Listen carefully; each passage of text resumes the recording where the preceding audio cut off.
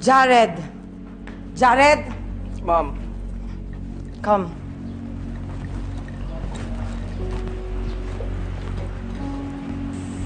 Watch this. Here. Gusto ko po sanang humingi ng tulong ninyo para po mabigyan ng hustisya ang pagkamatay ng asawa ko. Handa po ako magbigay ng kalahating milyon dun po sa makakapagturo kung asan si Delia Cruz.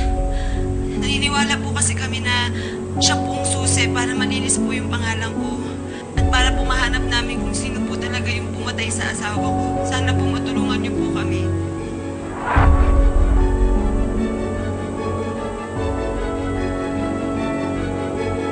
Sir, maraming salamat sa inyo, Luisa, hindi ba delikado yung ginagawa nyo? Sa laki ng perang ipamimigay nyo, sigurado ako maraming mananamantala. Yun nga yung punto natin eh. Marami magiging interesado, kaya madali natin mahahanap si Manang Delia. Pero paano naman natin malalaman kung sino yung nagsasabi ng totoo sa hindi? Kaya nga i-verify ko lahat ng mga impormasyon na pumapasok. Sandali lang. Baka saan na naman mapunta tong usapan na to, ha? Sa akin lang naman, di sana pinag-isipan nyo muna yung bago nyo ginawa. Ano pa dapat pag-isipan dito, Ivan? Simple na naman gusto natin mangyari. Mapibilis ang paghahanap kay Manang Delia, yun lang naman eh. Ewan ko. Basta sa akin, hindi maganda pakiramdam ko dyan. Ivan, sinubukan lang naman natin. Malay mo, si Manang Delia mismo yung magpresenta sa sarili niya. Bibigay ko sa kanya yung pabuya.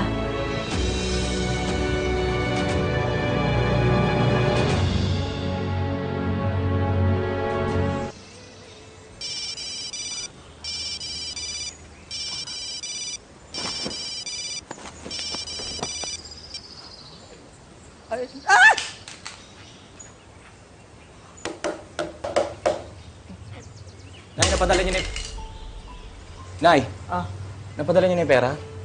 Chinek ko sa ATM eh, wala pa.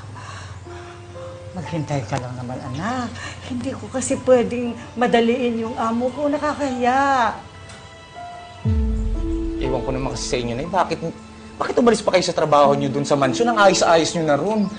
Eh, lilipat tayo rito sa probinsya na napakaliblib. Paano ngayon yan? Ang layo sa eskwelahan ng anak ko. Tapos ako nagtatrabaho, napakalayo din. Dami mo naman reklamo eh. Sa akin lang kasi, Nay, biglang nagbago buhay natin. Nay, anong nangyari? Nagtataguan po ba kayo? Ano? Ako? Wala! Sino pagtataguan ko? Buwan-buwang tustos yung binibigay sa atin ng amo ko. Kasi nag-retire na ako kasi naisip ko, bago man lang ako mamatay, eh, makasama ko kayo ng apo ko. Sa mga natitirang buhay ko pa eh, maalagaan ko kayo. Nay. Masama ba yun? Nay, hindi, Nay. Nay. Naman. Nay.